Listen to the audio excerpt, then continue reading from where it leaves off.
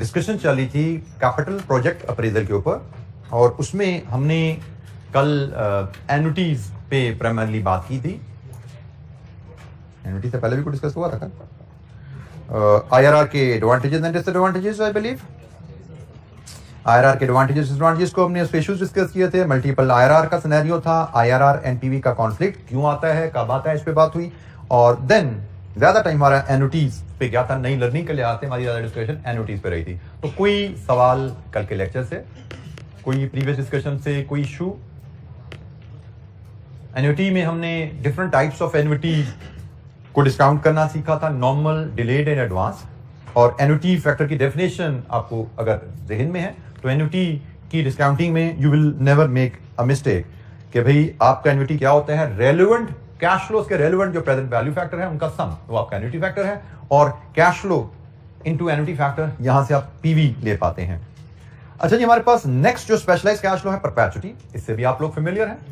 Perpetuity के भी 3 characteristics होते हैं, एक इक्वल कैश फ्लो, दूसरा अकरिंग एट रेगुलर इंटरवल, लेकिन जो तीसरा कैरेक्टरिस्टिक्स है कि पीरियड इनडेफिनिट है। इनडेफिनिट कह लें या अनडिफाइंड कह लें। और अनडिफाइंड को भी अगर हम जरा एलेबोरेट कर लें तो अनडिफाइंड से मुराद क्या है कि भाई स्टार्ट सीरीज कब हो रही है ये तो पता है, लेकिन एंड हमें नहीं पता। जनरली इंफिनिटी का साइन हम उसका लगा देते हैं, अननोन। ठीक है जी, अननोन है, या इसको फॉर एवर भी कह सकते हैं। हम जनरली इसको बेसिकली परपेचुटी का मतलब ही, perpetuity from the word perpetual, जिसका मतलब होता है हमेशा।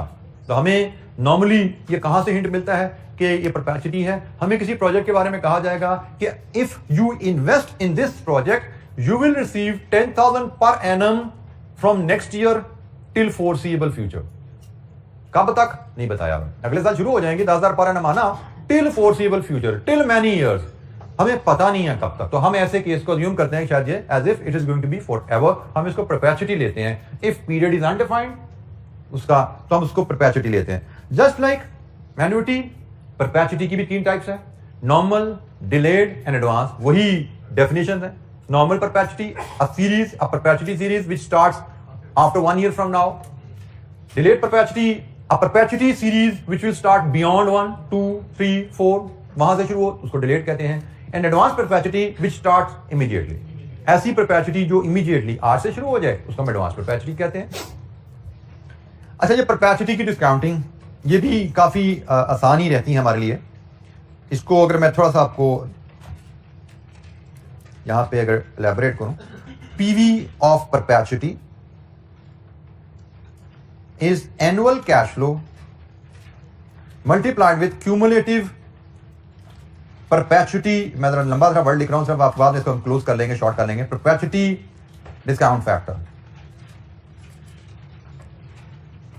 थोड़ा सा इसको मैंने ज्यादा एलैबोरेटिव वे में लिख दिया, लेकिन एक चीज क्लियर है कि जस्ट लाइक एन्युटी, परपेचुटी भी एक सीरीज है, और सीरीज की डिस्काउंटिंग के लिए हमें क्यूमुलेटिव फैक्टर चाहिए होता है। जैसे हमने सीरीज में से एक कैश फ्लो पिक किया था ना, एन्युटी में सीरीज में से एक कैश फ्लो निकाला था और क्यूमुलेटिव तमाम फैक्टर का सम से मल्टीप्लाई कर दिया था। यही काम यहां पे होने वाला है कि सीरीज में से एक कैश फ्लो निकालेंगे और क्यूमुलेटिव फैक्टर से मल्टीप्लाई करेंगे। अब परपेचुटी में क्यूमुलेटिव फैक्टर क्या होता है ये आपको पता होगा कि 1/r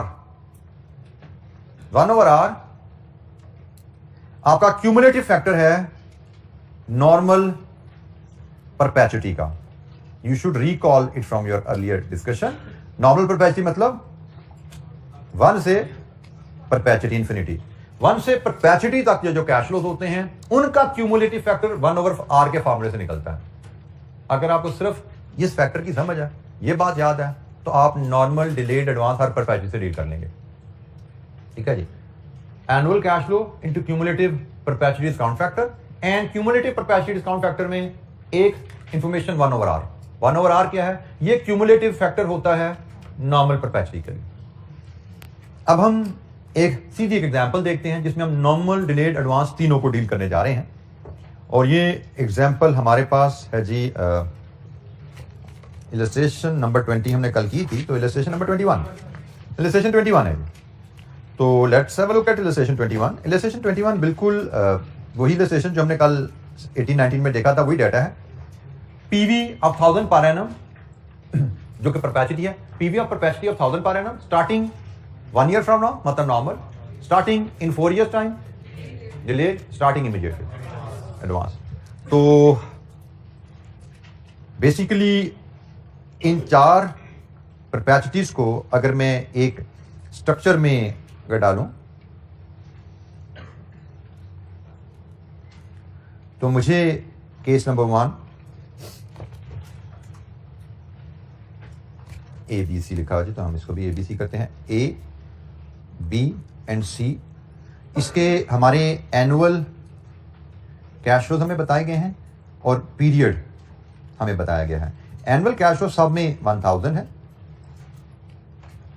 और पीरियड बताया गया है पहले केस में स्टार्टिंग इन 1 year, तो हम इसको लिखेंगे 1 टिल परपेचुइटी। ये ईयर्स पीरियड हम ईयर्स में मेजर कर रहे हैं। दूसरा है जी स्टार्टिंग इन 4 year, पहला कैश फ्लो 4 साल बाद, उसके बाद हर साल फॉरएवर। और तीसरा कैश फ्लो है इमीडिएटली को हम 0 से मेंशन कर देते हैं, टुडे को हम 0 से ले लेते हैं, 0 से परपेचुइटी। तो जनाब ये हमारे तीनों केस हमारे सामने आ गए हैं।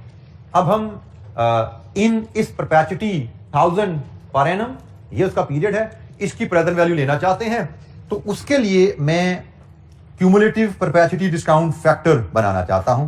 क्यूमुलेटिव परपेचुइटी डिस्काउंट फैक्टर मैं बनाना चाहता हूं और इसमें होगा क्या कि मैं एनुअल कैश फ्लो अगर ये वैल्यू ए है, cumulative discount factor value B है, तो मेरी जो प्रेजेंट वैल्यू आएगी that will be A into B. Agreed? A into B. अब हम 1 by 1 क्यूमुलेटिव डिस्काउंट फैक्टर बनाते हैं। आर हमें इस क्वेश्चन में गिवन है एज 10%। 10% is our R. तो स्टार्टिंग में this is a normal perpetuity. Normal perpetuity का cumulative discount factor is 1 over r। So 1 over r। और एक चीज याद रखिएगा, फार्मूला में जब हम परसेंटेजेस को ले जाते हैं तो एज फ्रैक्शंस लेके जाते हैं। फार्मूला में जब हम परसेंटेजेस को लेके जाते हैं तो फ्रैक्शन लेके जाते हैं। तो ये 1 over r, इसकी वैल्यू भी लिख देते हैं 10। ये हमारा क्यूमुलेटिव डिस्काउंट फैक्टर आ गया। तो a into B, PV is 10,000।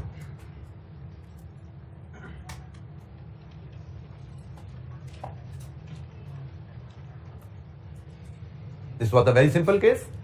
हमारी नॉर्मल परपेचुइटी है, तो नॉर्मल परपेचुइटी का cumulative discount factor 1 over r से आ जाता है। ये हमारी डिलेड परपेचुइटी है। 4 से परपेचुइटी का सम लेना चाहते हैं, तो अगर मैं यहां पे भी 1 over r से ही बात शुरू करूं तो माय क्वेश्चन इज, क्या ये मेरी परपेचुइटी के लिए सूटेबल फैक्टर है? रीजन इज, ये तो 1 से परपेचुइटी का सम है, मुझे तो 4 से परपेचुइटी का सम चाहिए। तो क्या करें? जो कल सीखा था, 1 से 3 का सम माइनस कर दें। तो 1 से 3 का सम बताइए जी क्या था? 2.487। तो क्या फैक्टर बन जाता है हमारा जी? 10 - 2.487, इट इज 7.513। तो ये बना जी 7513। कॉन्सेप्ट अगेन वही है, 1 over r 1 से परपेचुइटी है, हमें 4 से परपेचुइटी चाहिए। जो इररिलेवेंट पीरियड है वो माइनस कर दो, 1 से 3 का सम माइनस कर दो। मैं फिर बता दूं, डिलेड को हैंडल करते हुए कॉमन मिस्टेक बच्चे करते हैं, 3 की जगह 4 का फैक्टर माइनस करना चाहते हैं। तो भाई 4 का फैक्टर माइनस कर दिया तो 4 पे तो आपका कैश फ्लो आ रहा है। आपका जिस पीरियड में कैश फ्लो नहीं आ रहा उसके फैक्टर सम माइनस करने हैं। आपका 1, 2, 3 इन 3 सालों में कैश फ्लो नहीं है, तो 1, 2 और 3 का सम माइनस करने हैं। 4 पे तो आपका कैश फ्लो आ गया, 4 साल बाद तो कैश फ्लो आपका आएगा। तो हमने 1, 2, 3 का सम यहां से माइनस कर दिया, ये भी पीवी आ गई। अब अगर मैं लास्ट केस पे जाऊं, यहां पे भी मैं यही बात करूं भाई 1 over r, तो क्या ये फैक्टर मेरे सारे कैश फ्लो को कवर कर रहा है? नो। एक मिस हो गया, 0 वाला मिस हो गया, ठीक है। तो 0 का फैक्टर मैन्युअली हम ऐड कर देंगे।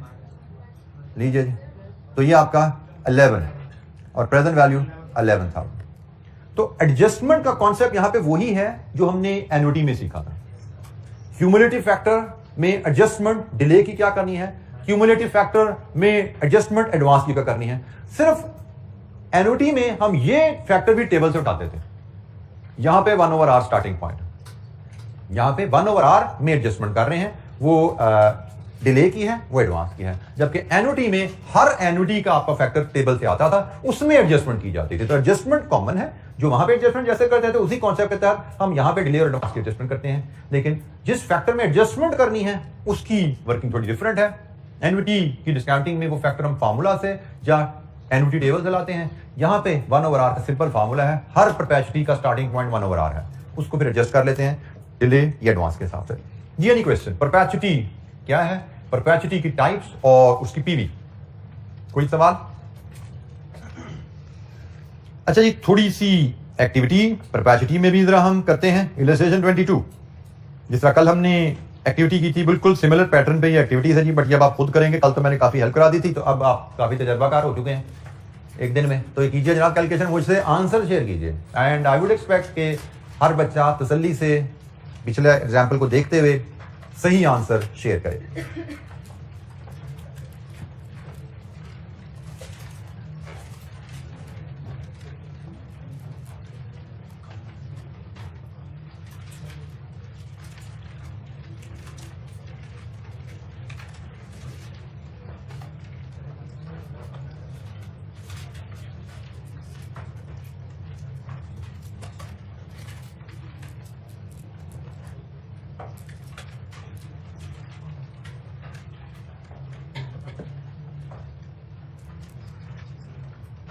जैसे जैसे वैल्यूज कैलकुलेट करते जाएं, मुझसे आंसर शेयर करते जाएं, और अगर कोई डिसएग्रीमेंट हो तो बताते जाएं। पहला जी 151 122, ठीक हो गया जी। कोई डिसएग्रीमेंट हो तो बताते जाएगा साथ साथ।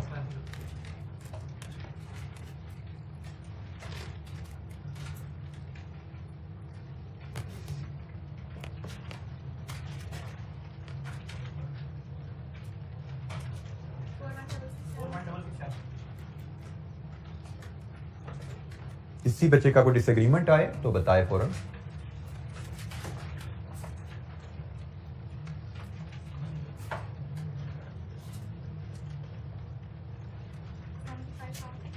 $75,000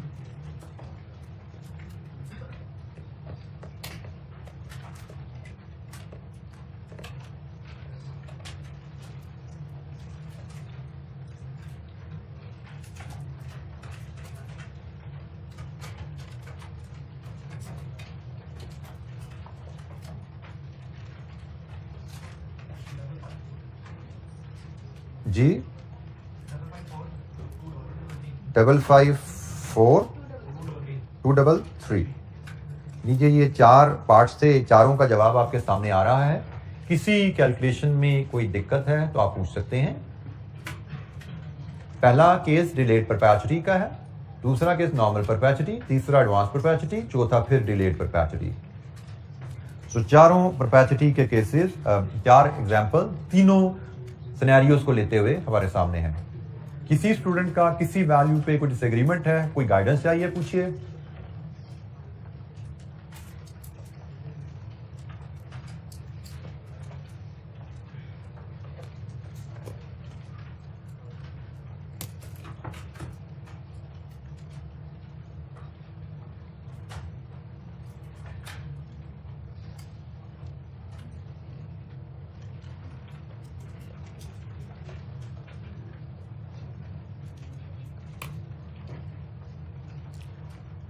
अच्छा जी, अब हम एन्युटी परपेचुटी के कॉन्सेप्ट से फेमिलियर हो चुके हैं।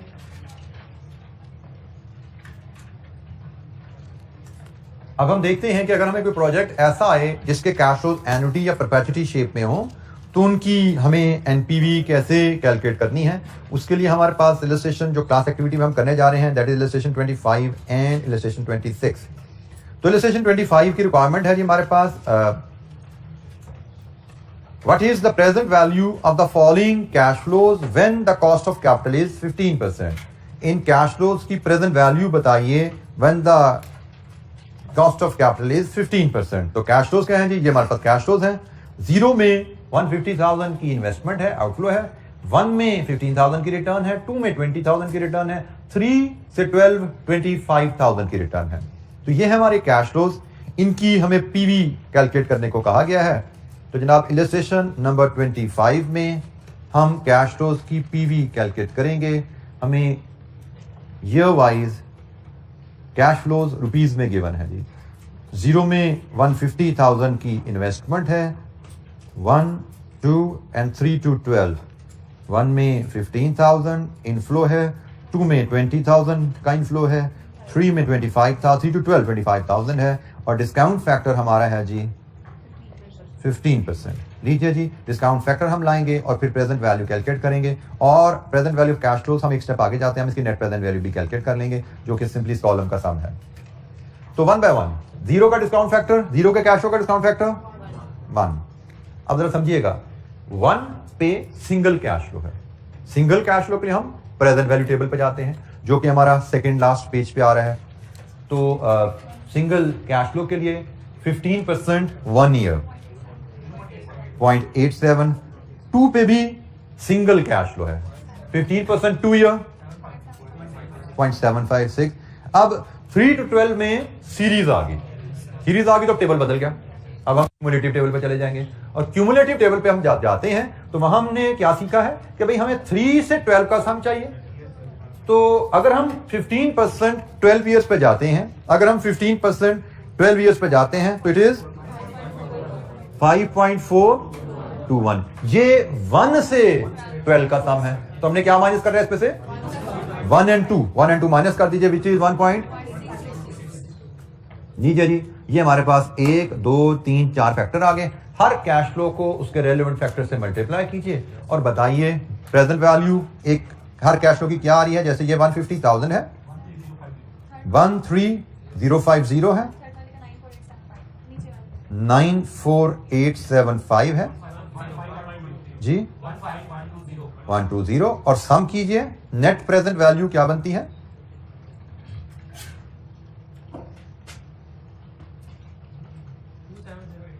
पॉजिटिव या नेगेटिव? Negative 26955 negative. बेटा शायद नेगेटिव ही है ये। अब इसमें ये एरर क्यों आ रही है साइन में? आप क्या करते हो, 150 माइनस ये करना शुरू कर देते हो तो साइन उल्टा लग जाता है, ठीक है।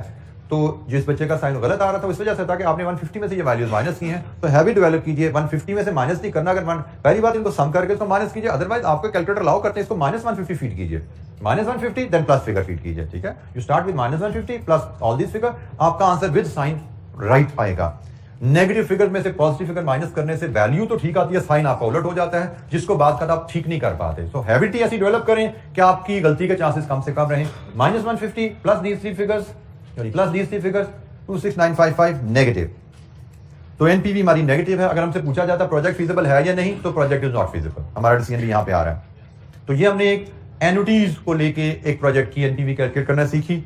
तो बजाय इसके कि वैसे तो हम ये 3 से लेके 12 तक 10 कैश फ्लोज बनते हैं, हम ये 10 की लिस्ट बनाते हैं, हर एक को अलग अलग डिस्काउंट करते हैं, फिर भी हम काम कर सकते थे, but that would have been inefficient. हमने इसीलिए एनुटी सीखी है कि हम एफिशिएंसी से काम कर सकें। तो हमने ये एफिशिएंसी से क्विकली कैलकुलेट कर लिया एनपीवी। इलस्ट्रेशन 26 एक और इलस्ट्रेशन है, ये भी एनपीवी कैलकुलेशन है with annuity and perpetuity. Now company has a cost of capital of 10%.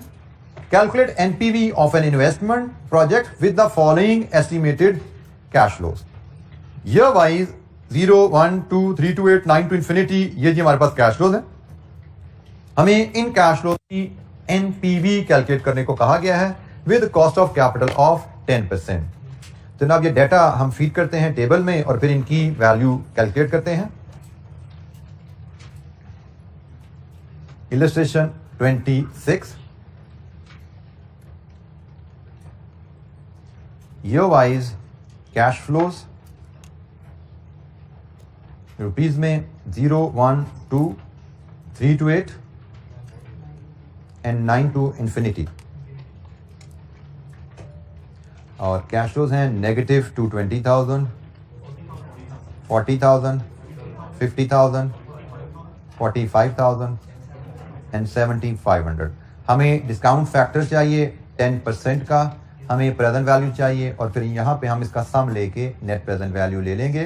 तो 1 बाय 1, 0 का single cash flow discount factor 1 है, 1 का single cash flow 10% 1 year present value table 0.909, 10% 2 year single cash flow है 0.826। अब 3 to 8 annuity है, cumulative table पे shift हो जाओ। तो 10% 8 ईयर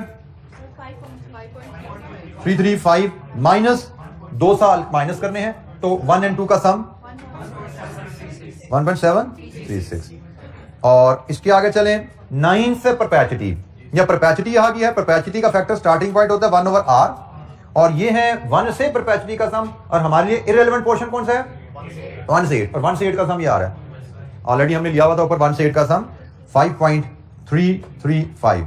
लीजिए जी, ये हमारे फैक्टर्स पूरे हो गए हैं। 1 बाय 1 प्रेजेंट वैल्यू की यहां फीड कीजिए, मुझसे 5 प्रेजेंट वैल्यूज का सम करके एनपीवी की फिगर शेयर कीजिए, और फिर हम उसको मैच करेंगे कि आंसर क्या हमारा ठीक आ गया। 5 कैश फ्लोज को 5 फैक्टर से मल्टीप्लाई करना है, एनपीवी मिलेगी, और एनपीवी की फिगर मुझसे शेयर कीजिए।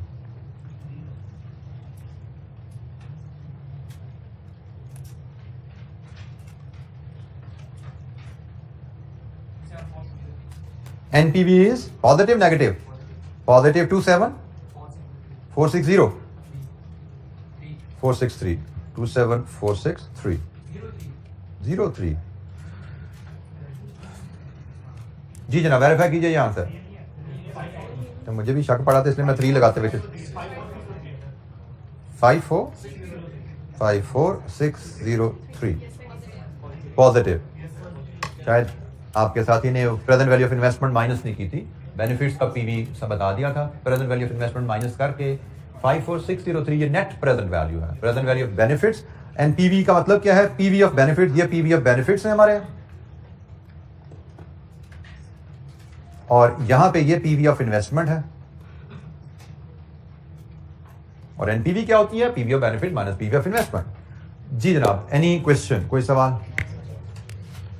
हमने एनपीवी आईआरआर दोनों चीजें सीखी हुई हैं, और आज हम एनपीवी की कैलकुलेशन को थोड़ा रिवाइज कर रहे थे with the use of annuity and perpetuity.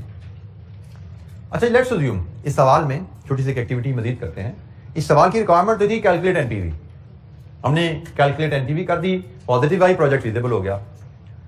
अगर हम इस एनपीवी को देख के प्रोजेक्ट की रेट ऑफ रिटर्न के बारे में कमेंट करना चाहें, प्रोजेक्ट का रेट ऑफ रिटर्न के बारे में कमेंट करना चाहें, तो what comment you can make by looking at this NPV? Rate of return is greater than 10%, बिल्कुल ठीक हो गया। प्रोजेक्ट का rate of return is greater than 10%, project is feasible, हमने यहां पे देख लिया। इन्वेस्टर 10% एनपीवी रिटर्न मांगता है, 10% पे एनपीवी पॉजिटिव है, इसका मतलब project rate of return is greater than 10%, project is feasible. अब इसी सवाल में एग्जामिनर आपसे यह भी मांग सकता था कि प्रोजेक्ट का रेट ऑफ रिटर्न भी बताएं, आईआरआर भी बताएं। तो ऐसा क्वेश्चन अगर आपको आए जिसमें आपसे एनपीवी भी कैलकुलेट करवाई जाए और आईआरआर भी मांगा जाए, तो एक एनपीवी कैलकुलेशन करते हुए एक रेट पे ऑलरेडी पीवी आपके पास आ चुकी है, तो फिर अब आपको आईआरआर के लिए 2 रेट नहीं चाहिए, कोई और रेट पकड़ेंगे। बस हमें यहां से पता लग रहा है ना कि हमारा रेट ऑफ रिटर्न 10 से ज्यादा है, तो 10 से ऊपर कोई भी रेट पकड़ लो। 20%, मुझे जरा 20% का रेट लीजिए, उसकी एनपीवी बताइए और फिर आईआरआर निकाल के दीजिए। अगर हम दोबारा एक बार सुन लीजिए, अगर हम सिर्फ आईआरआर कहा जाएगा तो हम एक रेट कॉस्ट ऑफ कैपिटल से नीचे, एक रेट कॉस्ट ऑफ कैपिटल से ऊपर लेकर चल पड़ते हैं। लेकिन हमसे अगर एनपीवी करवा ली जाए तो एनपीवी के लिए तो हमने ऑलरेडी कॉस्ट ऑफ कैपिटल पर डिस्काउंट कर दिया है, तो फिर हमें दोबारा 2 रेट नहीं लेने, हम कोई सा एक और रेट लेके इंटरपोलेशन परफॉर्म कर देते हैं, फुल मार्क्स मिलेंगे। तो अब जनाब आपको एक एडिशनल एक्टिविटी दी गई है कि यहां पे एनपीवी आपने 10% पे तो निकाल ली है, अब एनपीवी एट 20% सेम प्रोजेक्ट की दोबारा कैलकुलेट कीजिए, वो वैल्यू मुझसे शेयर करें, और उसके बाद आईआरआर डिटरमिन करके वो भी मुझसे शेयर करें। तो आपको इन्हीं कैश फ्लोज को 20% के फैक्टर बना के डिस्काउंट करके 20% पे एनपीवी लानी है, और फिर आईआरआर बताइए मुझे। हाँ, एक हम इसी को ले लेंगे, कर दो डिस्काउंटिंग, तो बस ठीक है, इसी को यूज कर लेंगे आप।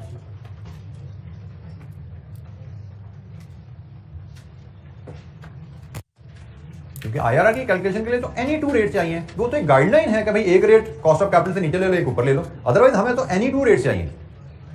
तो इस केस में एक रेट पे पीवी हमारे पास जब एनपीवी अवेलेबल है, तो why to repeat the activity, use it.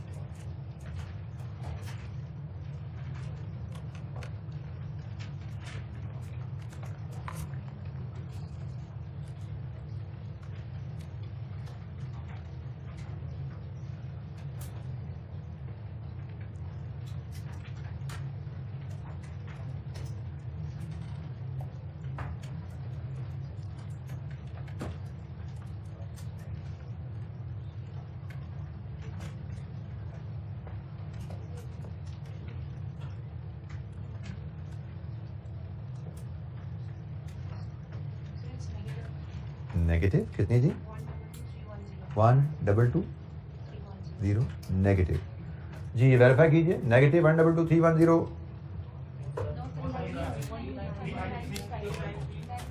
पहली बात नेगेटिव पॉजिटिव नेगेटिव 39353 चेक करो बेटा क्या किया 39353 इस पे एग्रीमेंट है हमारा। जिन बच्चों का ये आंसर नहीं आ रहा वो चेक करें क्या गलती हुई, क्योंकि ये तो बड़ी सीधी सी कैलकुलेशन थी, कोई दिक्कत आनी नहीं चाहिए थी। 10% के फैक्टर आपके पास थे, आपको 20% के फैक्टर इन्हीं कैश फ्लोज को 20% के फैक्टर से मल्टीप्लाई करके प्रेजेंट वैल्यू और देन एनपीवी में अगर आपके फॉर्मेट को मैं अगर यहाँ पे बनाऊं तो आपको करना था यहाँ पे एक कॉलम लाना था डिस्काउंट फैक्टर एट 20% का और उसके बाद प्रेजेंट वैल्यू और यहाँ पे आपकी एनपीवी बेसिकली 20% की आनी थी। तो ये फॉर्मेट है जो आपको पॉपुलेट करना था। यही कैश फ्लोज 20% के फैक्टर से मल्टीप्लाई खाने थे, पीवी आ जानी थी आपकी। और ये पीवी जैसे मुझे बताई गया 39353 नेगेटिव। बेटा अगर क्विकली हम फैक्टर लिख लें, कोई दिक्कत अगर आ रही है, मुझे लगा गड़बड़ हो रही है बच्चों से कुछ ना कुछ। 0 1 20% 1 ईयर 0.833 0.694 एन्युटी टेबल पे जाएंगे 8 पे जाएंगे 20% 8 ईयर 3.837 माइनस 20% 2 ईयर 528 और यहाँ पे 1/r माइनस 3. नीचे जी फैक्टर्स भी मैंने लिख दिए। अब तो कोई डिसएग्रीमेंट नहीं होना चाहिए। 39353 और अब हम IRR करेंगे तो IRR हमें यहां से नजर आना चाहिए कि भाई 10 से ज्यादा है लेकिन 20 से कम है। 10 और 20 के बीच में आएगा IRR और वो आपने बताया 15.81%। लीजिए जी IRR की भी एक एक्टिविटी हमने जरा रिवीजन कर ली। कोई सवाल?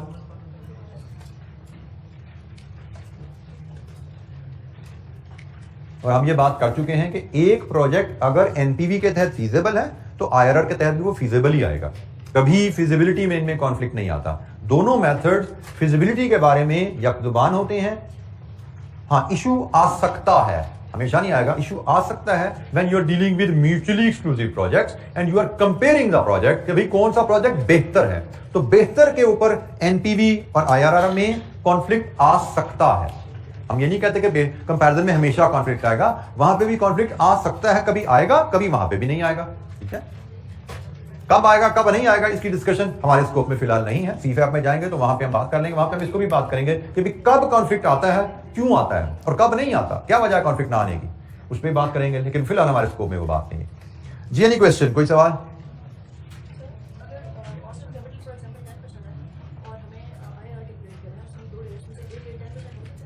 बिल्कुल हो सकता है, बिल्कुल हो सकता है। लेकिन मैं कह रहा हूं जनरल गाइडलाइन है कि हम एक टर्न से कम ले लें, एक टर्न से ऊपर ले लें।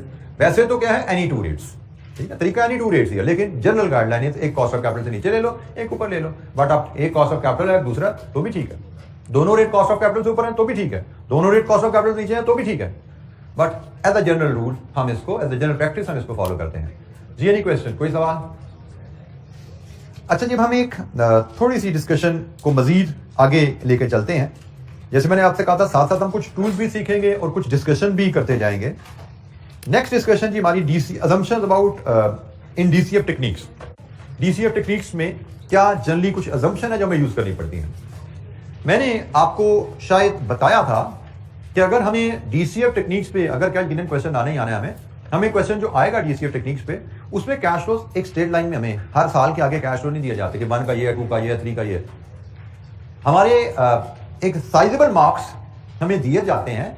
कैश प्रोजेक्ट की एक स्टोरी लिखी जाती है कि हम प्रोजेक्ट शुरू करेंगे, लैंड बिल्डिंग प्लांट खरीदेंगे, फिर हम इतने यूनिट्स बना के बेचेंगे, पहले साल में ये उनकी प्राइस होगी, फिर दूसरे साल में इतने यूनिट बेचेंगे, ये उनकी प्राइस होगी, ये उनकी कॉस्ट होगी, इतना मटेरियल, इतना लेबर। तो पूरा डाटा फैला होता है, मतलब एक पेज 3/4 ऑफ पेज पे डाटा स्प्रेड हुआ होता है। हमारा सबसे अहम काम जो होता है उस कहानी को पढ़ के कैश फ्लोज को एनुअल इंटरवल्स पे प्लेस करना।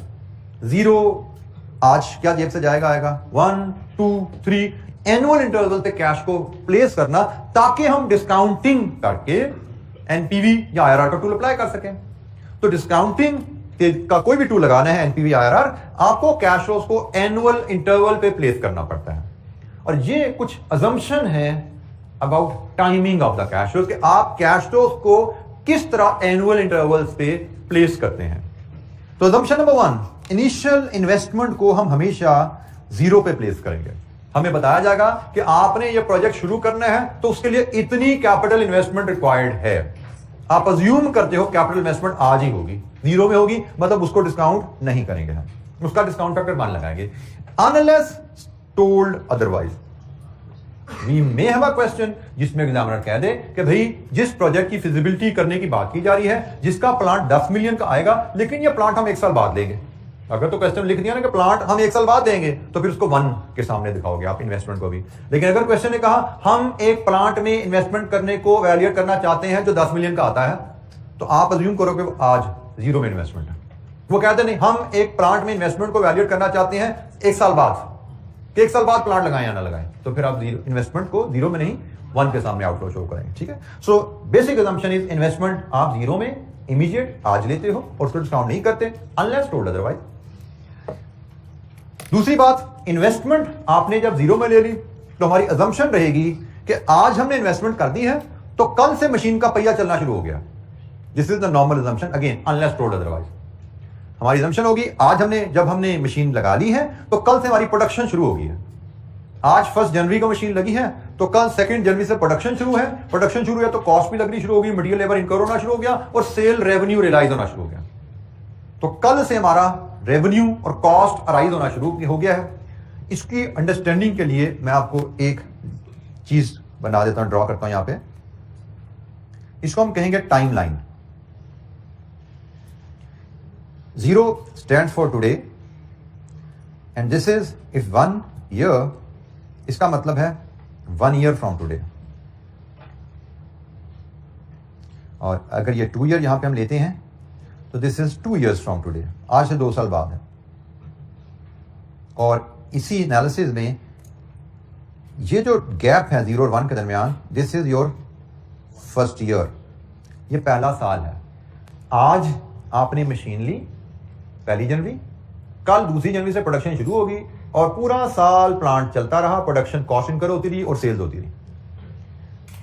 तो बेसिकली आप आज जब प्लांट लोगे, हमारी असम्पशन रहेगी अगले दिन से ही आपकी प्रोडक्शन और सेल शुरू हो चुकी हैं, और पूरे साल में जो प्रोडक्शन और सेल की उसके बारे में assumption number 3। During the year cash flow will be assumed as year end cash flow. आपकी असम्पशन है कि ड्यूरिंग द फर्स्ट ईयर आपने जो कैश इनफ्लो जो आउटफ्लो लोगे, आप उनको इकट्ठा करके 1 के सामने पेश करोगे, क्योंकि हमने कहा हमें कैश फ्लो को एनुअल इंटरवल पे अरेंज करना है। Practically cash flows annual interval पे राइज नहीं होते। साल बाद इकट्ठे रेवेन्यू नहीं आ जाता, साल बाद इकट्ठी कॉस्ट नहीं पे करते हम तो पूरे साल में जैसे ही प्लांट लगा चलना शुरू हुआ, हर रोज जेब से कुछ पैसे जा रहे हैं, जेब में कुछ पैसे आ रहे हैं। हमने रेवेन्यू माइनस कॉस्ट पूरे साल का इकट्ठा करना है। जी टोटल नेट कैश इनफ्लो या आउटफ्लो हमारे साल का क्या है, पहले साल का। तो पहले साल का जो कैश इनफ्लो या आउटफ्लो होगा उसको हम 1 के सामने रख देंगे।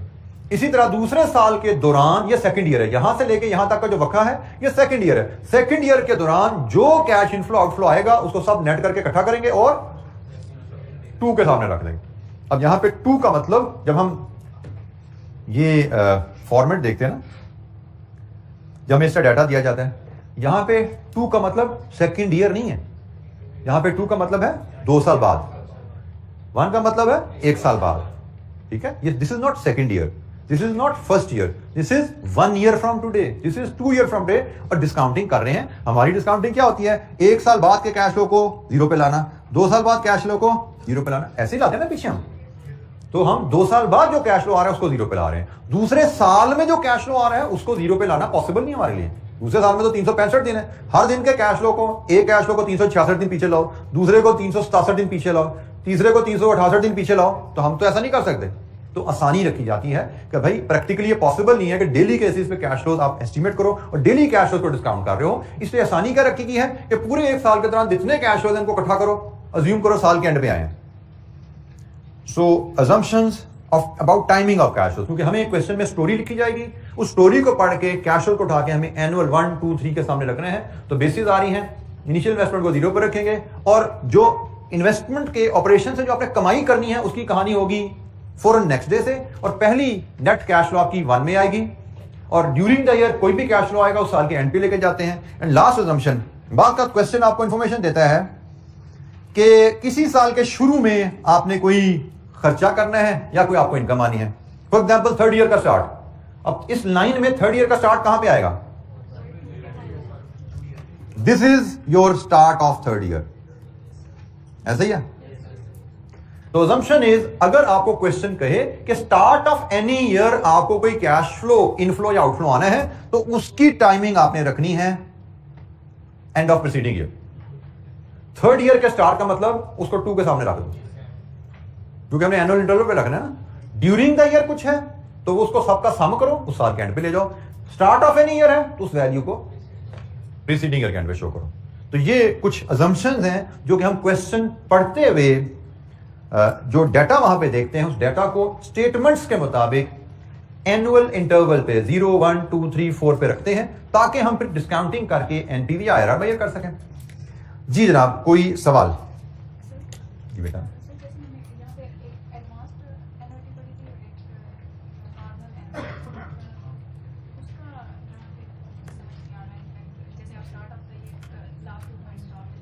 बेटा आप एन्युटी और परपेचुटी, एन्युटी की यहाँ पे एप्लीकेशन देखना जा रहे हैं, तो एन्युटी तो आपको ऑलरेडी एनुअल इंटरवल पे कैश फ्लोज आ रहे हैं। उसमें तो एन्युटी की डेफिनेशन ही ये थी कि cash flows which arrive at annual intervals. तो हम तो यहाँ पे बात कर रहे हैं उन कैश फ्लोज की जो एनुअल इंटरवल पे नहीं आए, लेकिन हमने उनको एनुअल इंटरवल पे प्लेस करना है। ठीक है, एन्युटी तो एनुअल इंटरवल पे ही अराइज होती है, उसमें तो हमें ये मसला ही नहीं आता टाइमिंग का। उसमें तो हमें टाइमिंग गिवन होगी जी, हर साल पे आपको एक्स अमाउंट आएगी, तो हर साल पे आ रही है, हर साल के सामने डाल दो। हम तो यहां डिस्कस कर रहे हैं उन कैश फ्लोज को जो इतने सिंपल नहीं होते, जो ड्यूरिंग द ईयर कहीं आ रहे हैं, कहीं एंड ऑफ द ईयर कह रहे हैं, कहीं स्टार्ट ऑफ द ईयर कह रहे हैं, तो उनको हमने कैसे अरेंज करना है, हम तो उनकी बात कर रहे हैं। जी एनी अदर क्वेश्चन, कोई और सवाल? बेटा एग्जामिनर जनरली आपको तारीखों में, हफ्तों में, स्टार्ट का मतलब कोई तारीखों महीनों में बात नहीं करेगा कि जनवरी में पैसे आए या फरवरी में आए, वो इसी तरह start of the year, during the year, इसी तरह बात करेगा। ठीक है, तो अगर वो स्टार्ट में दिनों महीनों में बात नहीं करेगा जी, कितने महीनों तो हमने उसको स्टार्ट में लेना है और कितने महीने हो तो हमने उसको एंड पे ले जाना है। ठीक है, तो ऐसी कोई बात एग्जामिनर को मैंने कभी देखी नहीं किसी पेपर में। जनरली वो स्टार्ट का वर्ड यूज करता है, at the beginning of the year, at the start of the year, तो उससे हम उसी से ही हिंट लेके इसको पिछले साल के एंड पे प्लेस करते हैं। जी कोई और सवाल? जी बेटा।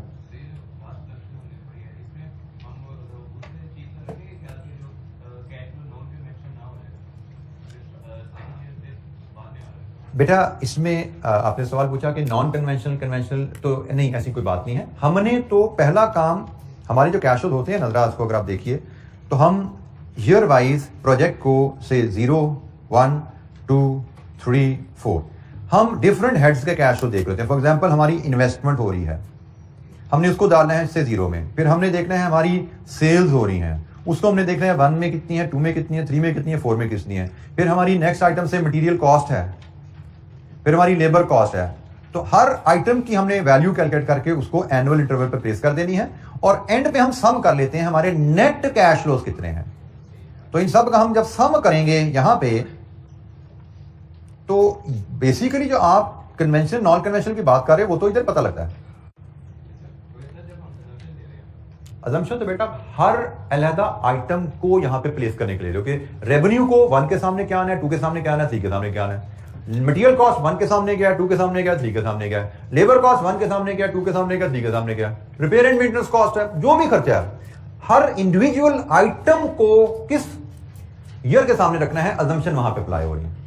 ठीक है, जब ये सारे कैश फ्लोज एनुअल इंटरवल पे प्लेस हो गए हैं, फिर इन सबको एक्यूमुलेट कर लिया जाता है, इन सबको इकट्ठा कर लिया जाता है कि टोटल प्रोजेक्ट के कैश फ्लोज क्या बनते हैं, और फिर इन पे आप एनपीवी या आईआरआर अप्लाई करते हो।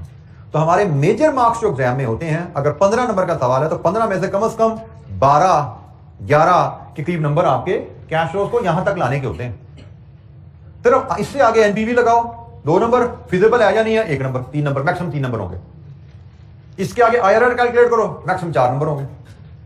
मेजर मार्क्स आपके होते हैं कहानी पढ़ के इन डिफरेंट हेड्स के कैश फ्लोज को मेजर करना, इन कैश फ्लोज को एनुअल इंटरवल्स पे प्लेस करके टोटल प्रोजेक्ट कैश फ्लोज बनाना। तो अब से ऑनवर्ड हमारी मेजर डिस्कशन इसी बात पे होने वाली है। जैसे आज हमने बात शुरू कर दी, टाइमिंग पे बात की, आगे अब हम डिफरेंट एडजस्टमेंट देखेंगे, सिनेरियोज में क्या क्या इश्यूज होते हैं जिनको हमें कैश फ्लोज की वैल्यूज कैलकुलेट करने में कंसिडर करना है। यहां पे हमने कैश फ्लो की टाइमिंग की बात कर ली, आगे कैश फ्लो की वैल्यूज कैसे कैलकुलेट करनी है, उनमें क्या क्या इश्यूज हैं जो हमें कंसिडर करने चाहिए। तो अगले 3-4 लेक्चर हमारी इस पे बात होगी। May be with in next 3 to 4 lectures हमारा ये टॉपिक कंक्लूड होगा और हम फिर पास पेपर प्रैक्टिस पे मूव करेंगे। ठीक है, सो नेक्स्ट 3 to 4 लेक्चर में टॉपिक हमारा कंक्लूड होके हम पास पेपर प्रैक्टिस पे मूव कर रहे होंगे। आज के इतना ही जी, थैंक यू वेरी मच, अस्सलाम वालेकुम।